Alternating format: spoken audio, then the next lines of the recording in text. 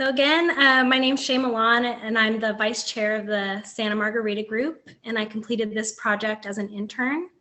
I'm going to be presenting on the San Jacinto Basin, specifically the San Jacinto Wildlife Area, or SJWA for short. I'm going to be explaining the background of SJWA, the current issues that you should be aware of, the future of SJWA, and lastly, how you can help protect this incredible place. I do want to acknowledge that SJWA and the lands I'm located on are the traditional and ancestral Luiseno and Cahuilla lands. Prior to colonization of Southern California, the Cahuilla people managed their lands with the surface water from the San Jacinto River that I'll be discussing today.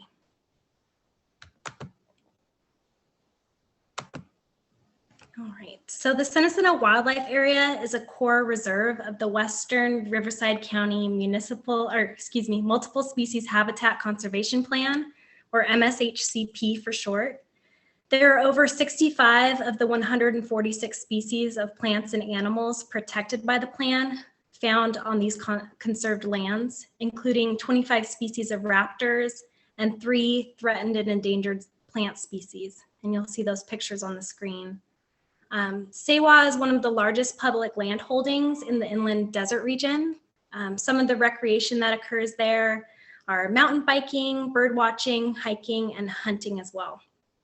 SJWA is actually known worldwide as an incredible bird habitat. It supports wetland, riparian, alkali, upland, and waterfowl habitats, agricultural fields, and Stevens kangaroo rat habitat. It's a really important stop for migratory birds along the Pacific Flyway. So SJWA was established in 1979 as the mitigation for the California State Water Project wildlife losses, and it's currently managed by the California Department of Fish and Wildlife, or CDFW. It's around 20,000 acres, and the Wildlife Conservation Board is responsible for the land acquisition program there. In 1987, the first water agreement between CDFW and the Eastern Municipal Water District was created to provide recycled water to SJWA. So CDFW helped fund the cost of a pipeline through SJWA, and EMWD agreed to 4,500 acre-feet per year of recycled water at a reduced cost. So CDFW and EMWD both recognized that providing the water to SJWA would provide critical habitat and support migratory bird populations. They also recognize that these plants and animals would become dependent on this recycled water. So in the agreement, it states that because of this, the water recycling program would need to be a long-term commitment. So when the first contract was signed in 1987, it lasted for 25 years and then was continued annually for 7 more years until December of 2021. When a new contract was created. The issue with the new water contract is that it was agreed on without a California Environmental Quality Act review. So this is CEQA. So CEQA is meant to inform about the potential environmental effects of proposed activities, identify ways that environmental damage can be avoided or reduced, prevent significant avoidable environmental damage by requiring changes to projects, and sharing with the public why a project may have been approved. So in a few minutes, I'll discuss why the fact that a CEQA evaluation not being done for the water contract is really important.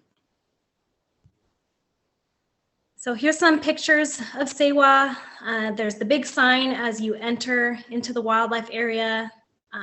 When I visited recently, there was just a couple ponds with water in them. You can see on the left, and then obviously some very dry areas within SJWA. So this image is from the Regional Conservation Authority, or RCA, MSHCP map. So the MSHCP is managed by the Regional Conservation Authority, which was created in 2004. And the MSHCP is meant to streamline the environmental permitting process for infrastructure like transportation and housing projects. One of the requirements of the MSHCP is to form a 500,000 acre habitat reserve within Western Riverside County. So the map, if you go and look at it, I recommend looking up the RCA MSHCP map because you can see all of the lands within the boundary that have been acquired and other lands that they're hoping to acquire.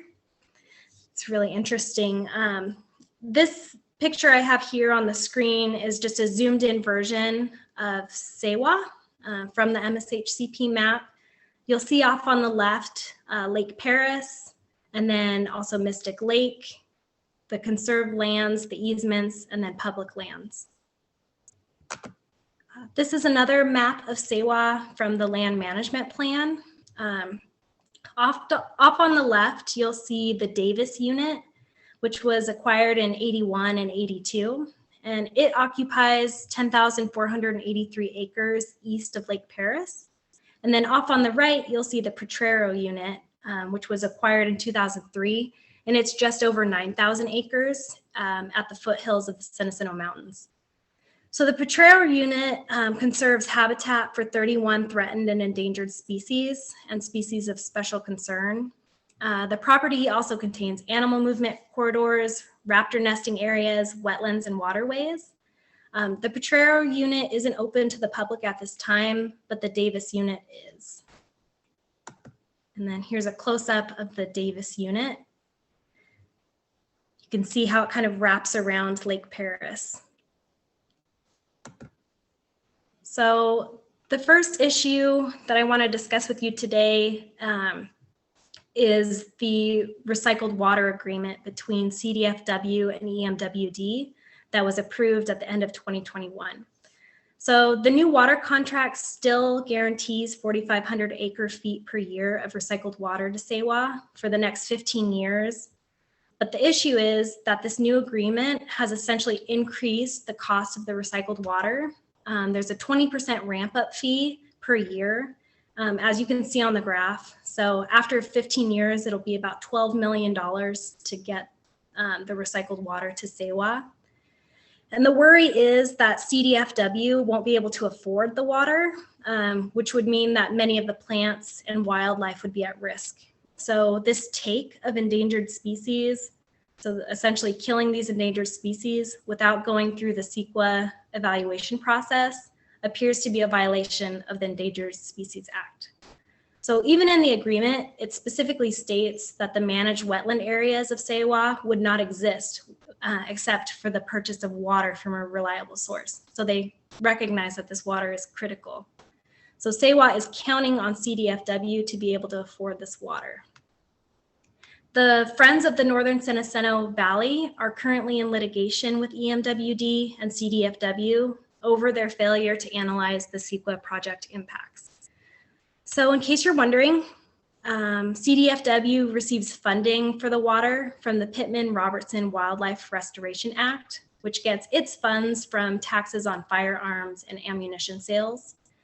However, in the land management plan for SJWA, it states that these funds have been declining and that a new source of funding is going to need to be found. Otherwise, the priorities of water usage in SJWA will have to be evaluated. And the reason that's concerning is we don't know how the management will determine which areas within SJWA will be a top priority for the water. So will they use the water for the duck hunting ponds, or will they use the water in the riparian areas? So that's a major concern.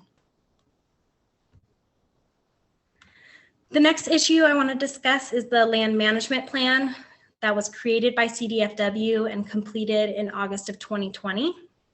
So the land management plan is meant to detail how activities would be undertaken to protect, maintain, and enhance the resources in SJWA. Some of their objectives include guiding management to protect and enhance the flora and fauna and conserve rare plants, preserve and enhance biological communities, maintain connections between SJWA, the MSHCP lands, and other linkages, provide recreational opportunities, educational programs, to give an overview of SJWA's operation, maintenance, and personnel requirements, and to serve as a budget planning aid. So the Center for Biological Diversity, the Friends Group, and several other groups argued that the land management plan did not have specific management prescriptions and did not include building linkages as part of its scope. So it failed to implement the MSHCP and failed to adequately address issues related to water availability. So because of these reasons, a CEQA review should have been done for the land management plan, but was not. There's also the concern that if the current managers of SJWA continue as they have been, it's likely that hunting would take a priority in the area and that water would be prioritized for the duck hunting ponds before the riparian areas. And this has already been seen where management within SJWA has turned off water to riparian areas and flooded other areas that shouldn't have been for duck hunting. It's important to note that currently there are no biologists working at SJWA or assisting with the management of the area. And then the third and last issue I want to address today is the land acquisition. So the different parts of SJWA from one side of Lake Paris to the San Jacinto Mountains are not fully linked. As you could tell in those images with the Davis unit and Potrero, they were set apart, which means that the plants and animals can't move freely through all the different parts of SJWA. So a connection from the San Jacinto Basin is expected to happen from the Badlands and the San Jacinto Riverbed to the San Jacinto Mountains. Currently, from the north side of SJWA, there's a culvert being upgraded at Gilman Springs Road and Bridge Street to allow access to the Badlands, but obviously more corridors are going to be needed, not just that one. There was also a project to widen the 60 freeway that included a large undercrossing along the 60 in the Badlands.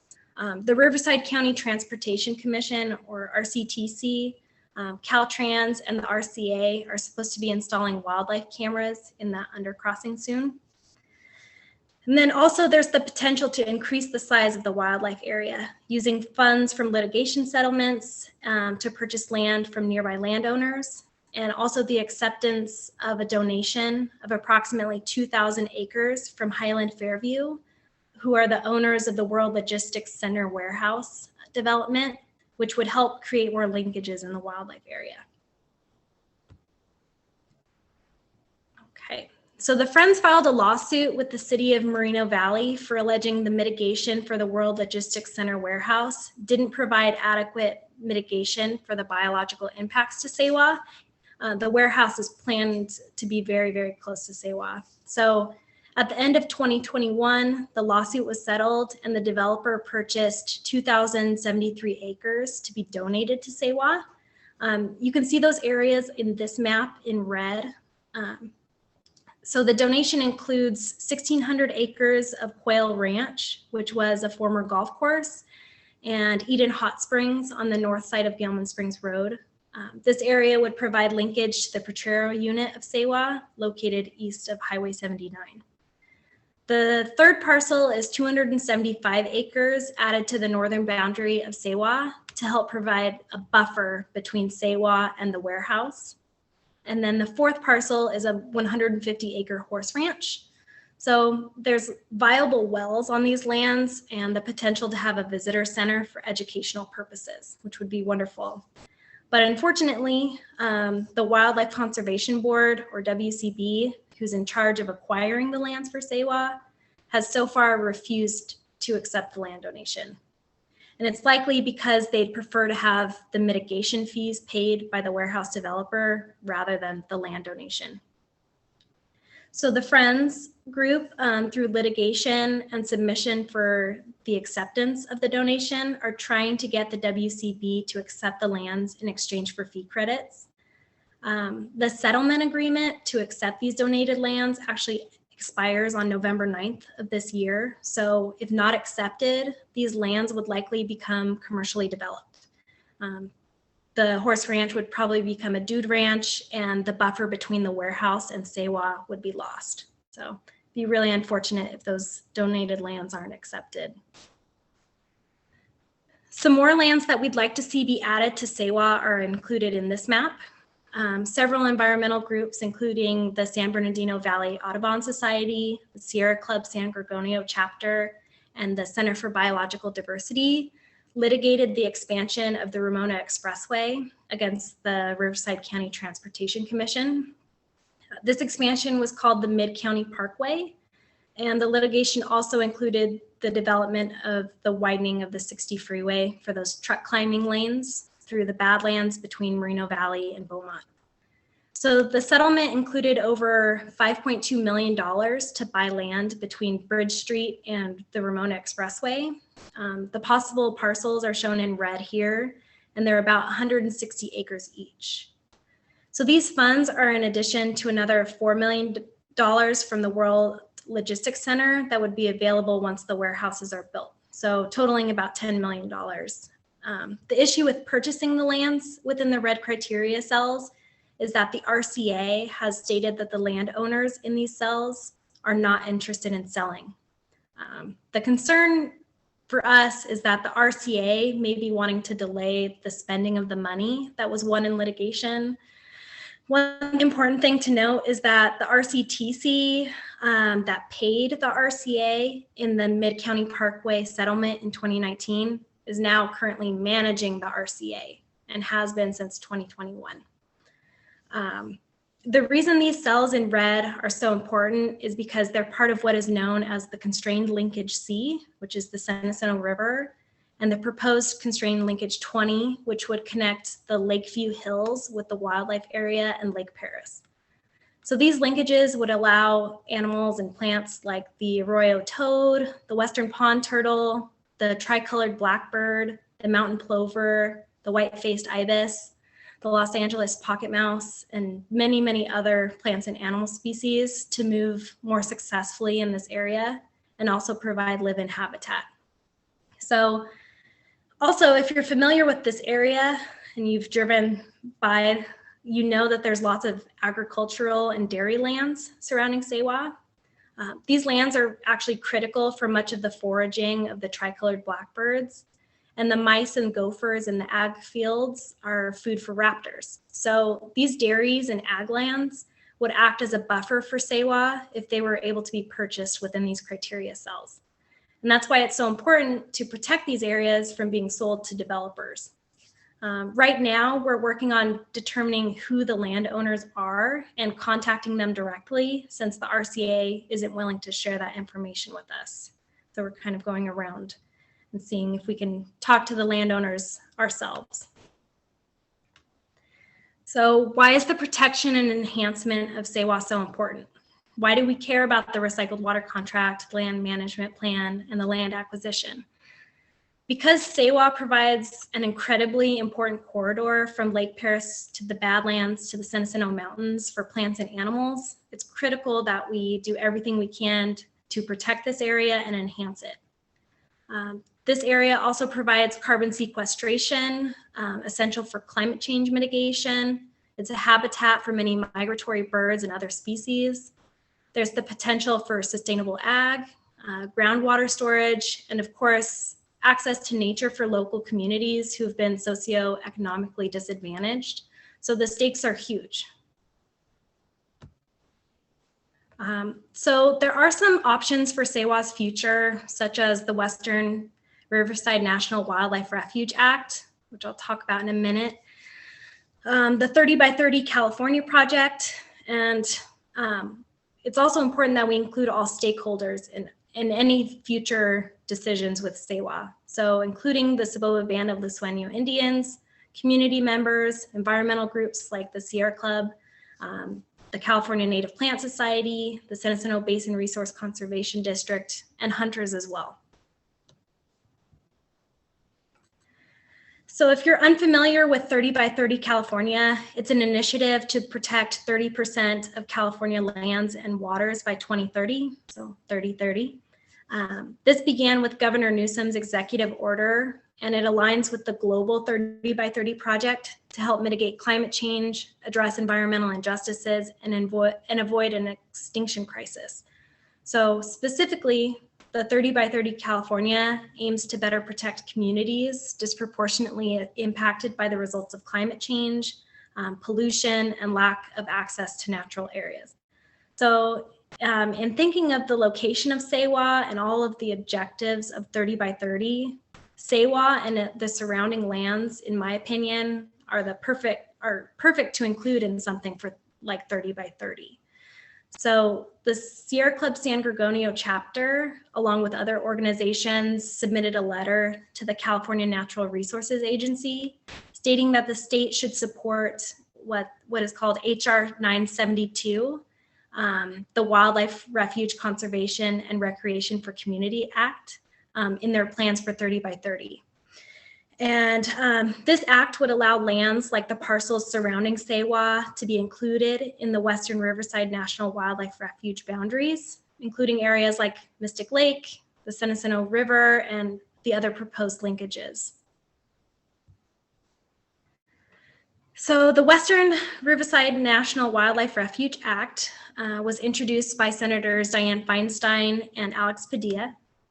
So although this bill calls this area a refuge, I do want to note that it would not actually create a refuge. So you'll see in this picture, the black outline is the MSHCP area, and the red outlines are the refuge boundaries. So this act would add federal acreage to help make the MSHCP compliant and would provide about $2 million to be used to acquire lands for the MSHCP. Because if you can remember, the MSHCP is supposed to be 500,000 acres of habitat reserve, which it doesn't have yet. In a meeting led by the Friends Group, along with other environmental groups, they spoke to an employee who works in Senator Feinstein's office yesterday, August 31st, to discuss the boundaries, ownership, and management of the proposed area. So you'll see the MSHCP is quite a bit larger than the refuge boundaries in red. And so we want to know why the refuge areas are lacking, why they don't include a larger space. You'll see that the yellow areas are the criteria cells for the MSHCP. A lot of those are left out. So I recommend that you come to future meetings with the Friends. They meet on Wednesday nights. So you can learn how to make public comments about this map, because we want to make sure that this map is more inclusive and that more areas are added to the refuge. Let's see, and we'd also like to make comments about the donated lands from the World Logistics Center warehouse. We want those lands to be included in the refuge. So stay tuned on how that act will be evolving, and come to the meetings if you can. So ways that you can support SJWA. Learn more about 30 by 30 California and how you can influence decisions in which lands and waters are considered for protection. If you do want to support or sign your support for the Wildlife Refuge Bill, I have a link to that I can share with everyone. Come to the Friends meetings so you can learn about how to make these public comments about the map for the refuge. Visit SJWA if you can. Obviously not right now while it's so hot, but once it starts to cool down, go visit and you'll be really impressed. Really, there's a lot to see there. The more awareness and understanding of SJWA and the more support that we can provide the groups that are trying to protect SJWA, the better. There's also a lot of Facebook pages about SJWA that have amazing pictures. So if you can't visit it in person or you want to wait till it's cooler, at least check out the Facebook pages. Tons of pictures of beautiful birds and lots of different animals. If you do decide to visit in person, I have the address that I can share with you. But if you're on the Ramona Expressway, you would turn north on Davis Road and follow that about 2 miles, and then you'd see the large entrance sign. I want to thank you all for listening. I know that was a lot of information, a lot of acronyms, but I appreciate you sitting with me. I want to give a special thank you to Sue Nash, George Haig, and Pam Nelson for all your support with this internship. I learned a ton, and I just want to thank you so much for everything you've taught me. If there's any questions, I'd be happy to answer them. I'm going to stop sharing my screen now so I can see all of you.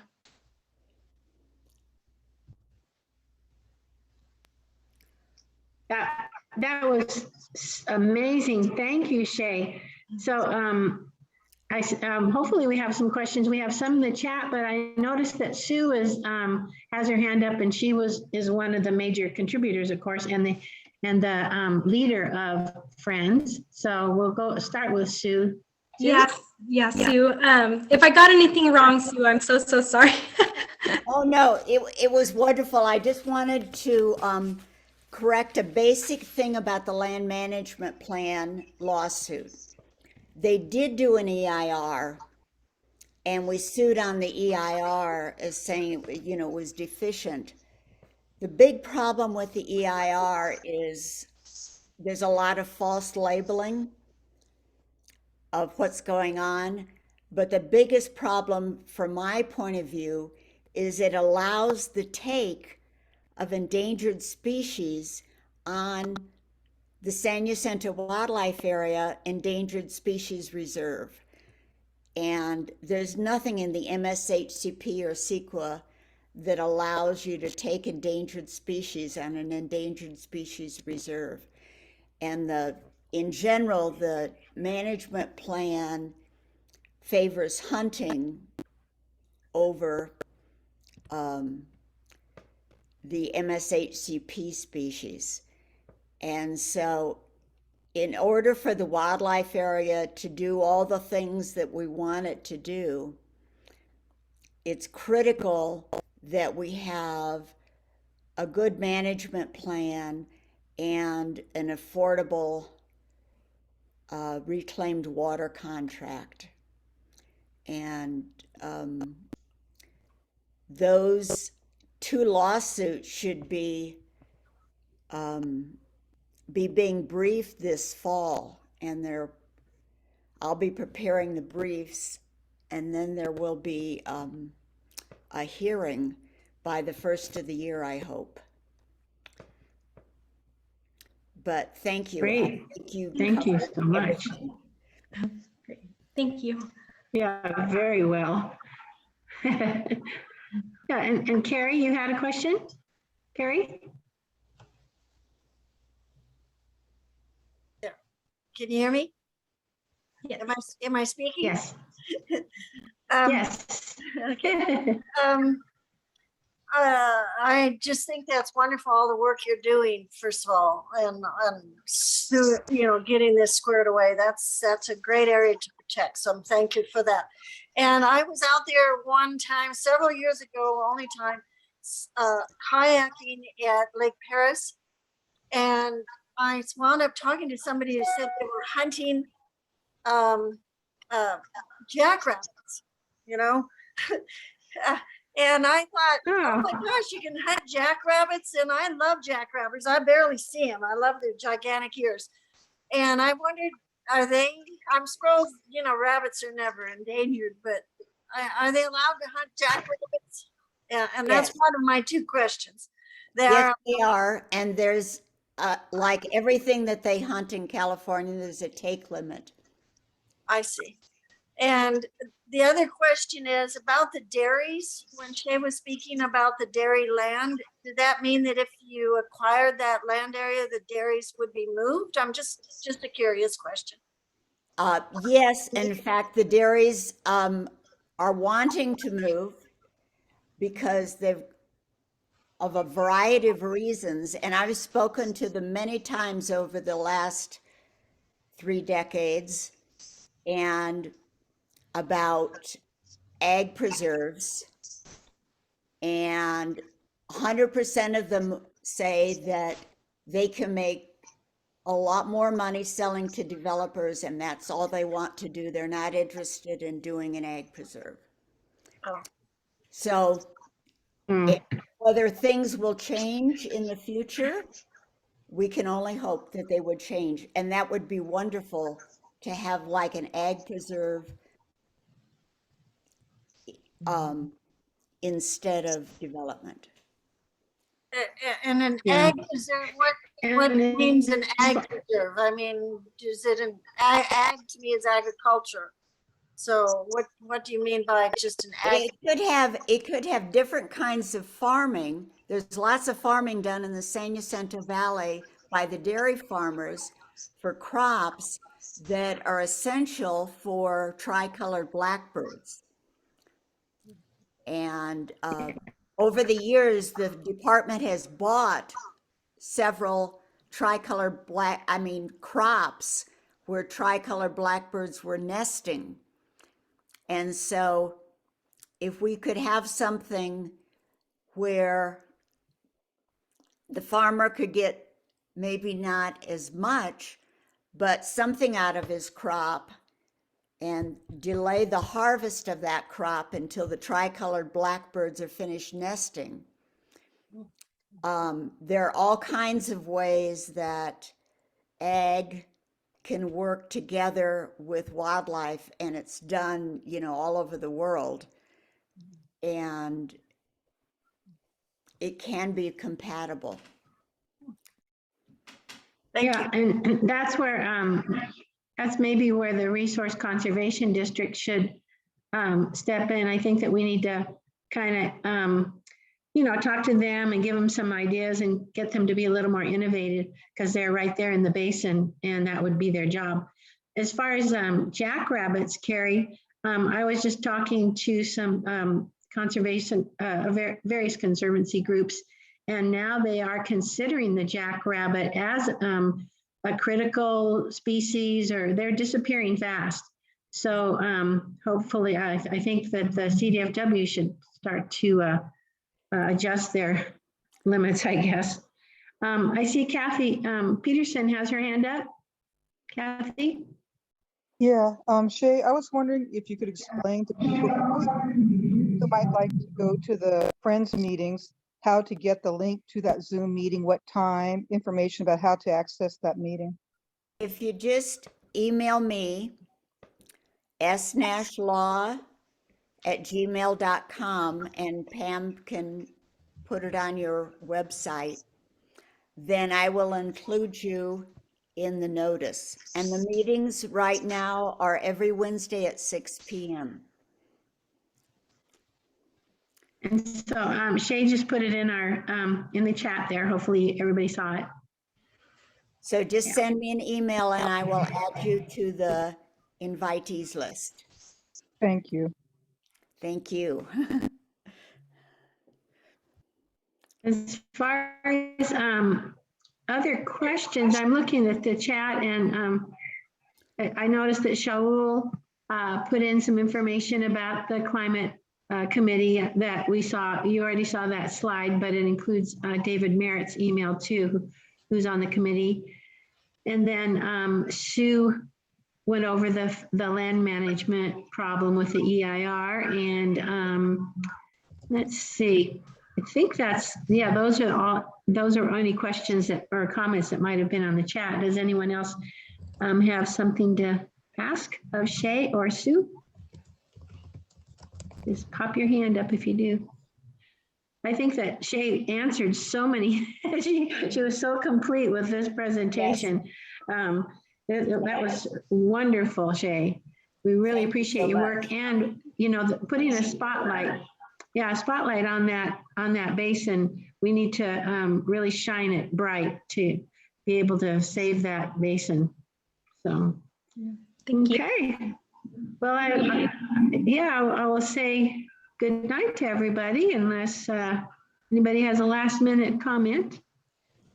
I just want to say I Okay. agree with her Well, talk. Oh, excellent. Yes. And thanks so much, and send me an email if you have a question that you think of later.